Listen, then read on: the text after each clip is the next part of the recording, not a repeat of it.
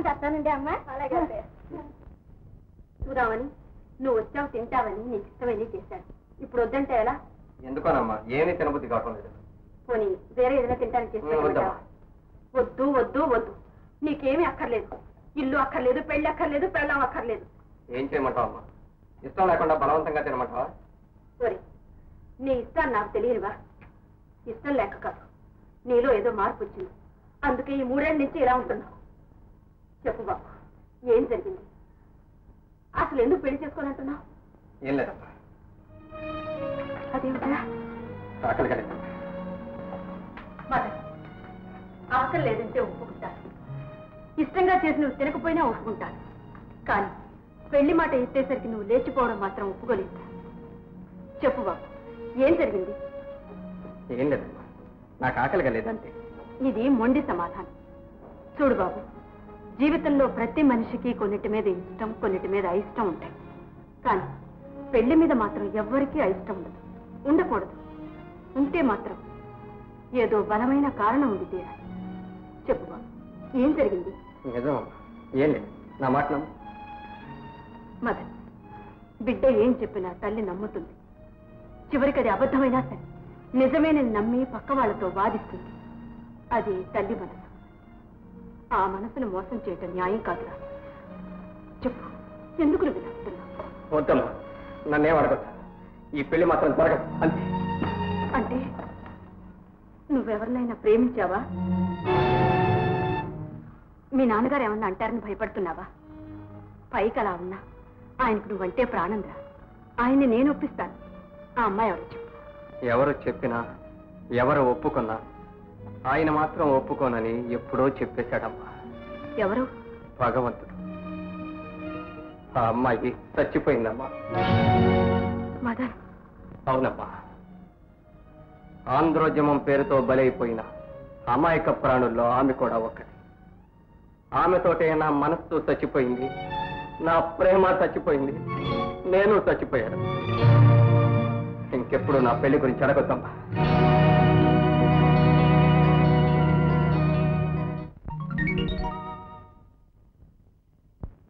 8 బిర్యానీ పొట్లాలు, 4 ఆమ్లెట్లు, 2 బ్రాందీ గుడ్లు. పెద్దవి.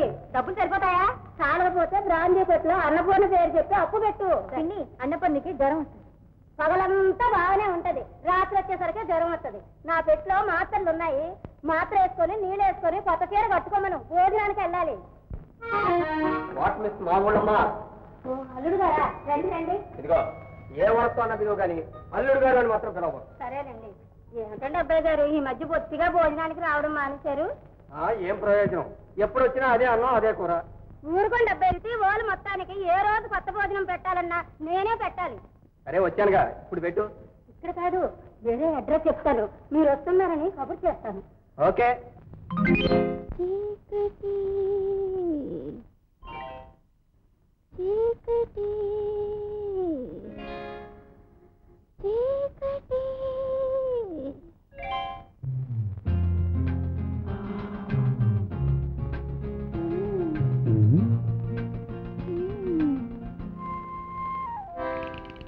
చీకటైతే భలే సరదా, చీకటైతే భలే సరదా, మసక చీకటైతే మసక చీకటైతే మరీ సరదా, మరీ సరదా, చీకటైతే భలే సరదా, చీకటైతే భలే సరదా.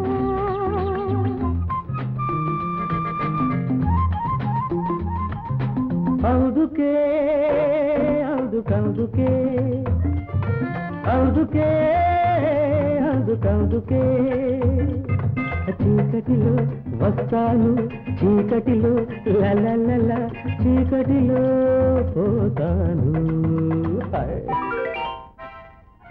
చీకటైతే భలే సరదా, చీకటైతే భలే సరదా.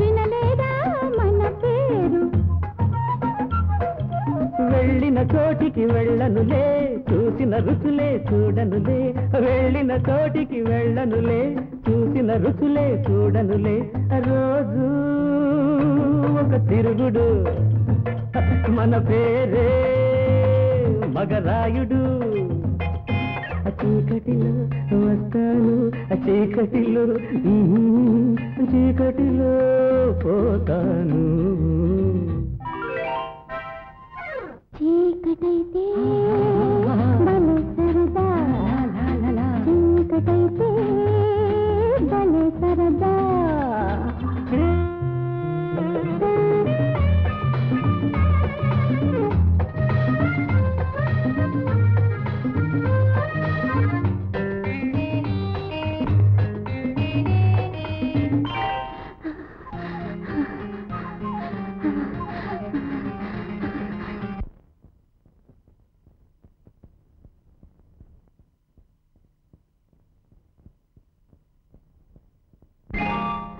కొత్తవాడివి కావురోయ్ కొమ్ములు తిరిగిన వాడివిరోయ్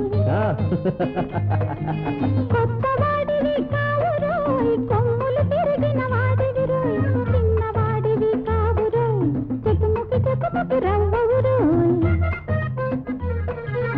ఏం చూసావే ఇప్పుడు ఇక చూస్తావే అప్పుడప్పుడు ఏం చూసావే ఇప్పుడు ఇక చూస్తావే అప్పుడప్పుడు రోజు ఒకసారి వస్తాలే ఈ దారి చీకటిలో వస్తావా చీకటిలో పోతాలే చీకటైతే భలే సరదా చీకటైతే భలే సరదా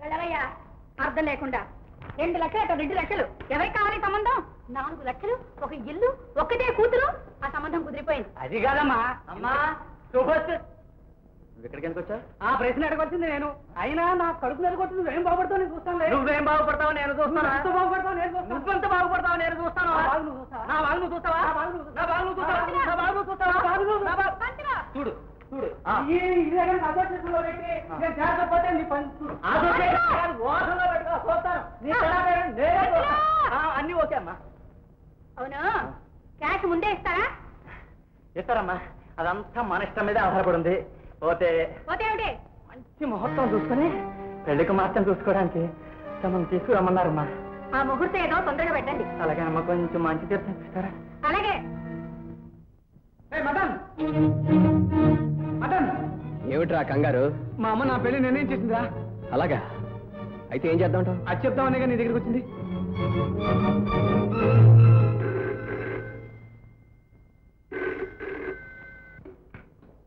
హలో అలాగా వచ్చేస్తున్నా మన రాము ఏమయ్యాడు నిద్ర మాత్రం మింగేశాట ఎలా వస్తున్నారా లేదురా ఇంకా రావటం లేదు నీ మొహం వాడెక్కడ వస్తారా ఏడ్చాలే చూస్తుండే వాళ్ళే వస్తారు మామూలు వాళ్ళైతే చూసేవాడిని కానీ మా అమ్మ ఇలాంటి ఎత్తులకు పై ఎత్తులు వేస్తుంది ఇంకా ఛాన్స్ దొరకలేదు కానీ దొరికితే పెద్ద మేధావి ఉండేది అయితే ఇప్పుడు నేనేం చేయాలి ఒకవేళ మా అమ్మ కొడితే సచ్చినాడు కొట్టినా పడిచినా లేవబడరా మాట్లాడకుండా పడుకోండి రాను నువ్వు తాగడానికి వెళ్ళేదిరా నువ్వు తప్పేమి ఏడుస్తావు ఏడుపొచ్చింది రాము నువ్వు తాగడానికి వెళ్ళేదిరా ఎలా వస్తున్నారన్నా రాము నువ్వు తాగడానికి వెళ్ళేదిరా డాక్టర్ గారు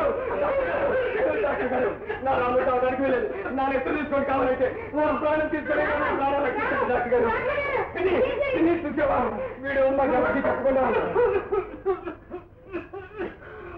ఒక్క నిద్ర మాత్రం మింగితే ఏం జరుగుతుంది తల్లి మస్తు వస్తుంది మరి 2 మింగితే నిద్ర వస్తుంది ఎప్పుడు మింగారండి మింగుతుండే చూస్తానే ఇదిగో మరి 20 మింగితే ఏం జరుగుతుంది కంగారు తెలిపి ప్రాణం లాస్ట్ స్టేజీలో ఉంది ఎందుకు ఇలా చేశావు ఎందుకు ఇలా ఏం చేశాడంటే అతను ఏం చెప్తాడు బిడ్డ ఏం చేశాడంటే దాన్ని బట్టి మేమేం చేశామండి? మీరేం చేశారా? అతను ఒక అమ్మాయిని ప్రేమించి పెళ్లి చేసుకుంటే కష్టం కోసమని ఇంకో అమ్మాయిని చూసి పెళ్లి చేస్తారా?